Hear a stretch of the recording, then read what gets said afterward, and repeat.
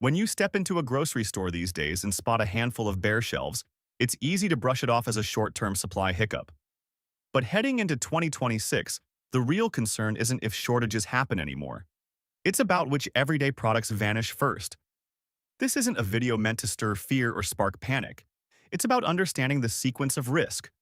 Which items are most vulnerable to disappearing early, and which still have some flexibility left. And at the very top of that list is one product that, if it's gone, leaves families with no real backup. Let's get started. 12. Infant formula, especially specialized varieties. Infant formula doesn't end up at the top of this list because of panic buying or sudden spikes in demand. It ranks number 1 because even a minor disruption can wipe out supply across an entire region almost overnight. Formula, particularly specialized versions, isn't produced at massive scale. It's made in a very small number of tightly regulated facilities where safety standards, ingredient sourcing, and manufacturing processes are strictly controlled.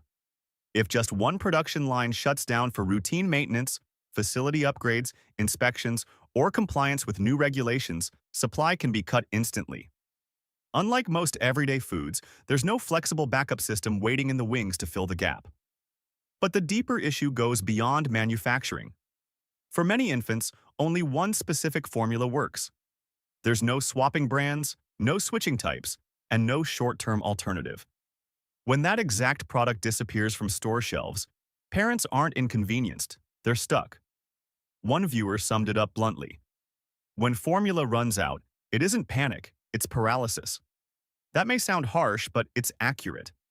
Unlike eggs, rice, or coffee, this is not an item that buys you time. A shortage doesn't become serious in weeks or months. Even a few days can turn into a full-blown emergency. What makes this risk even more dangerous is how unevenly it shows up. Some states may still look fully stocked. Certain stores continue to carry supply. That illusion of "we're fine here" delays awareness, causing many families to miss the warning signs until the shortage reaches their area. And once it does, there's no way to pivot or adapt. Specialized infant formula isn't high risk because it's uncommon. It's high risk because production is concentrated, the product is irreplaceable, there is no backup plan, and even the shortest delay can have serious consequences. That combination is exactly why it sits at the very top of this list.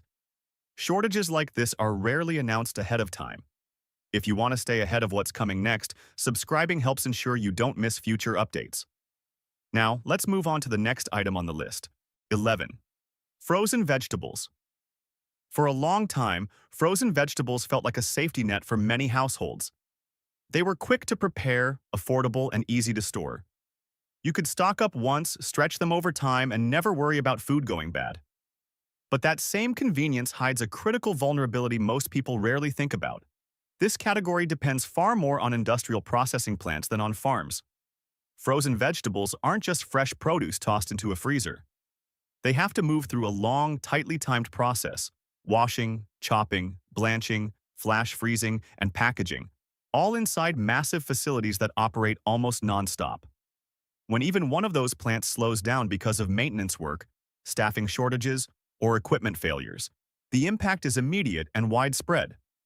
The disruption doesn't hit a single store or even one city. Entire regions feel it at once. Multiple states can experience shortages simultaneously. And this is where frozen vegetables become especially fragile. There are very few alternative routes. When a processing plant goes offline, there aren't small-scale producers that can step in and fill the gap. Fresh produce can sometimes be redirected, but frozen vegetables can't. That's why when this supply chain snaps, shelves empty quickly and refill painfully slowly. These shortages are also easy to miss at first. You still see frozen vegetables in the freezers, but only a handful of familiar options remain.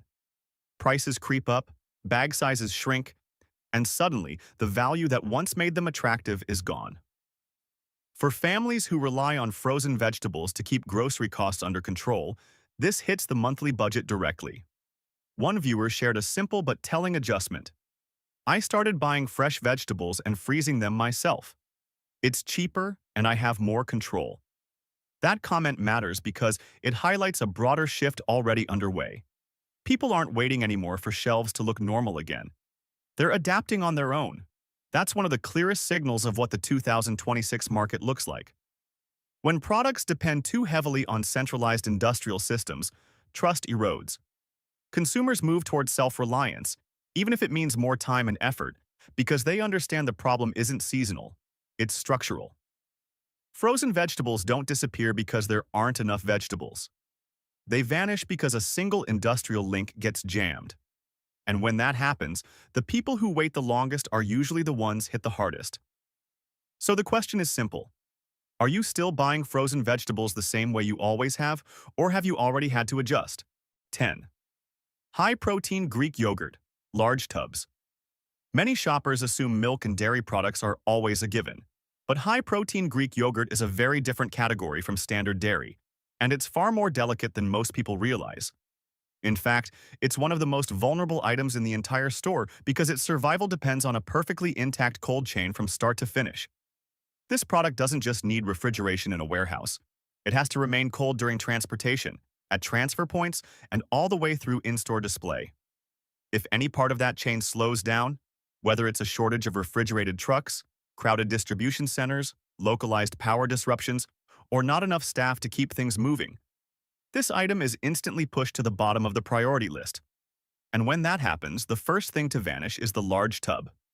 Not because big containers are unusual, but because they generate slimmer margins, occupy more shelf space, sell more slowly, and carry a higher risk of loss if they spoil. Under pressure, retailers protect the products that move fast and make more money, so stores keep the small single-serve cups. They're easier to manage, turn over quickly, and cost more per unit. Meanwhile, large tubs quietly disappear, even though actual customer demand hasn't changed at all. The most frustrating part isn't seeing an empty shelf. Yogurt is still there. At a glance, everything looks normal, but the option that truly works for consumers is gone. You can still buy Greek yogurt. You just have to purchase multiple small containers, pay more overall, and get less value for daily use. For people on restricted diets, older adults, or anyone who depends on consistent daily protein intake, large tubs aren't a luxury. They're the only practical way to keep food costs manageable. When those tubs disappear, protein expenses rise silently, one shopping trip at a time, until the end-of-month receipt suddenly feels off. This is the signature shortage of 2026. No panic buying, no viral photos of empty shelves, no obvious warning signs. Just a subtle shift that nudges consumers into higher-priced choices without notice. Large tubs of Greek yogurt don't vanish because there's a shortage of milk. They disappear because the cold chain system stops prioritizing low-margin products. And when that happens, the people who notice last are always the ones who pay the most. If large tubs are part of your routine, you've likely already seen this change unfolding. 9. Pure vanilla extract. There's a moment that plays out in countless kitchens. You open the cupboard, ready to bake, and everything seems to be in place. Flour, eggs, butter, sugar. Then you notice the small brown bottle is gone. Vanilla. The one ingredient nobody thinks about until the entire recipe suddenly can't move forward without it. Vanilla is one of the most overlooked staples in the kitchen, largely because it's used sparingly and often sits untouched for months at a time. But that low usage is exactly why its supply is far more fragile than most people realize. Pure vanilla extract relies on one of the most delicate supply chains of any common ingredient. Nearly all natural vanilla comes from a handful of growing regions, with Madagascar carrying most of the world's production. This isn't a crop that can be ramped up quickly when demand spikes or shortages appear. Vanilla plants take years to mature, require hand pollination, and are extremely vulnerable to weather conditions. A single major storm or an unusually timed rainy season can disrupt global supply for years, not just months. What makes vanilla shortages especially frustrating is the lag. When a disaster hits, shelves don't empty overnight. Bottles are still there at first. But slowly, prices climb, bottle sizes get smaller, and quality begins to change without much notice. Some brands quietly dilute their extract or switch to synthetic flavoring, often without clearly telling consumers. Most people only realize something's wrong when baking season arrives, holidays, birthdays, family gatherings, and by that point, the damage is already done. Vanilla isn't an ingredient you can easily swap at the last minute. You can still bake without it, but the flavor never quite matches what you remember. This is a subtle kind of shortage. It's not dramatic or panic-driven. It stretches on quietly, fading in stages, season after season, year after year. And when you finally need it most, it's no longer there in the form you expect. If you've ever opened your cabinet and realized that exact bottle was missing, you already know the feeling. 8. Premium chocolate, high cocoa content. There's a strangely familiar moment when you snap a chocolate bar you've bought for years. The wrapper hasn't changed. The brand is the same. The price is a little higher than you remember. Yet somehow, the bar feels lighter in your hand, and that deep, rich flavor doesn't fully show up the way it used to. It's not obvious enough to complain about, just noticeable enough to make you hesitate. Chocolate isn't vanishing from grocery stores. The shelves are still full. But premium chocolate, especially bars with high cocoa content, is slowly being watered down in a way that's easy to miss. The issue isn't empty stock. It's that the very thing that once defined its quality is quietly being reduced. The root of the problem is cocoa itself. Most of the world's high-quality cocoa comes from a small group of West African countries. In recent years, extreme weather, crop diseases, and rapidly rising labor costs have driven cocoa prices to levels many manufacturers simply can't absorb. Instead of removing products from shelves, brands take a quieter route.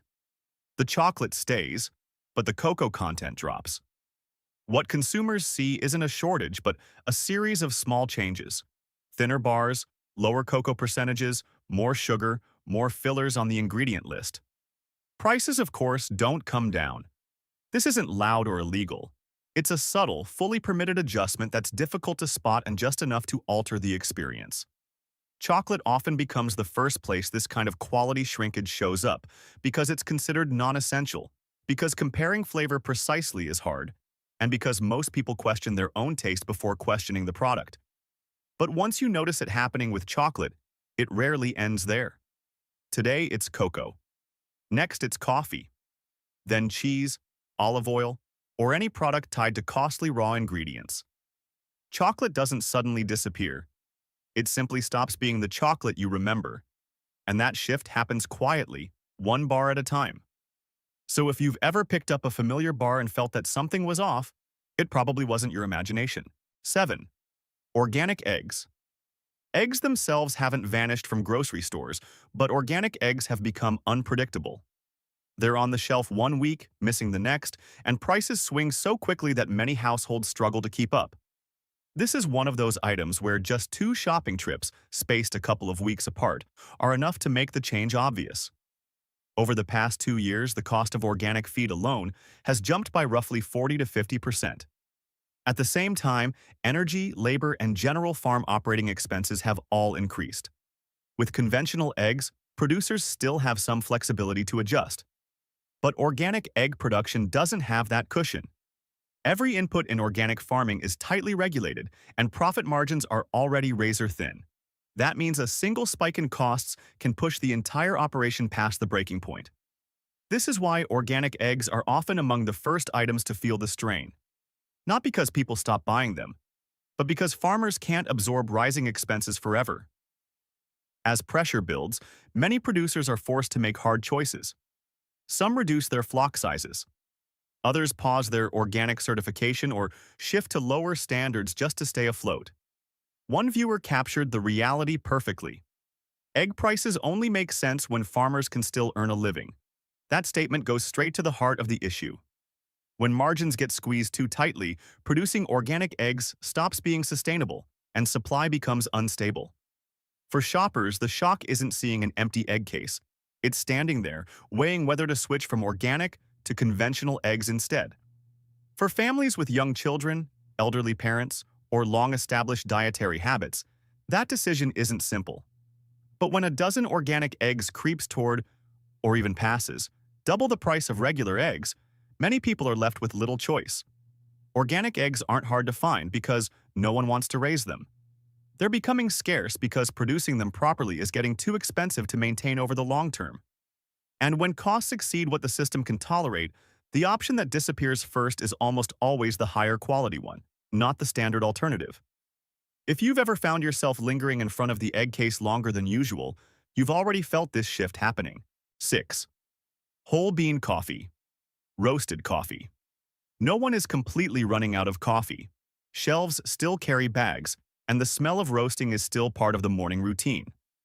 But the coffee you rely on, the exact flavor, the familiar brand, the price that fits your budget, may not be there when you reach for it.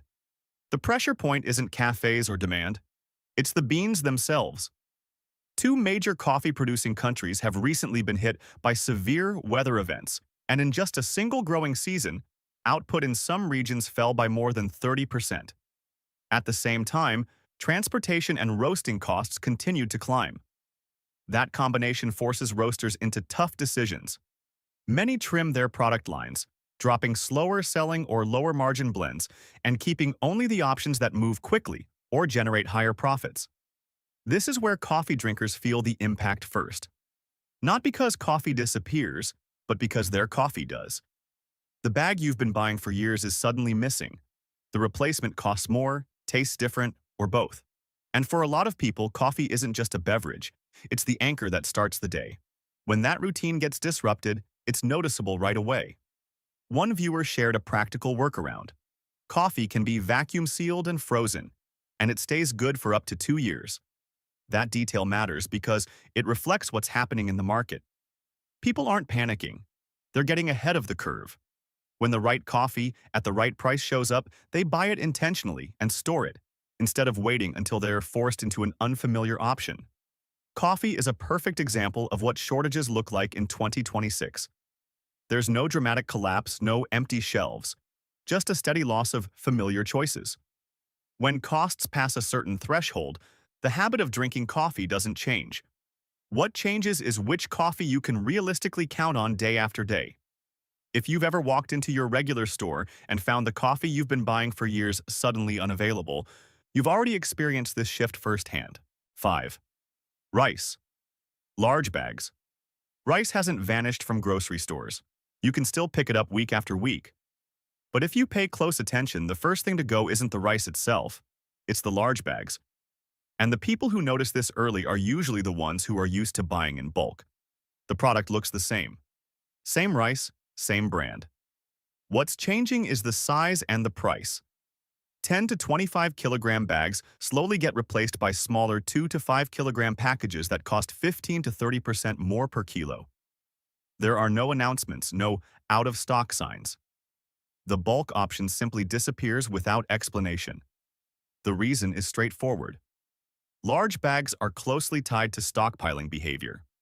As transportation, storage, and inventory financing costs rise, retailers shift their focus to items that move quickly. Smaller bags sell faster, generate higher margins, and carry less financial risk. Large bags do the opposite. They take up space, turn over slowly, and serve long-term buyers. And that's the key issue. Rice still fills the shelves, so most shoppers don't see a problem. But for families who rely on large bags to save money, plan ahead, and avoid frequent shopping trips, this change is a real loss. It's not about running out of food. It's about losing control. One viewer shared a clear example. I couldn't find the 50-pound bag at Sam's Club and had to settle for a 25-pound bag at a much higher price. That comment highlights the real issue. Rice isn't scarce. Choice is. This is what shortages look like in 2026. You're not skipping meals. You're still cooking rice every day. But stocking up the way you used to is no longer easy. And once that ability disappears, consumers are quietly pushed into more frequent purchases, exactly what the system favors. Rice doesn't disappear. But when bulk bags are the first to go, it's an early signal that the market is shifting direction. If you used to buy rice once a month and be done, have you noticed this change yet? 4. Premium cooking oils. Olive oil, avocado oil. There's a subtle but unsettling shift happening in 2026. You walk up to the cooking oil aisle, the brand looks familiar, the bottle looks the same. Yet when you flip it around, the origin has changed. Spain this time, Italy last time, and before that, a country you barely recognized.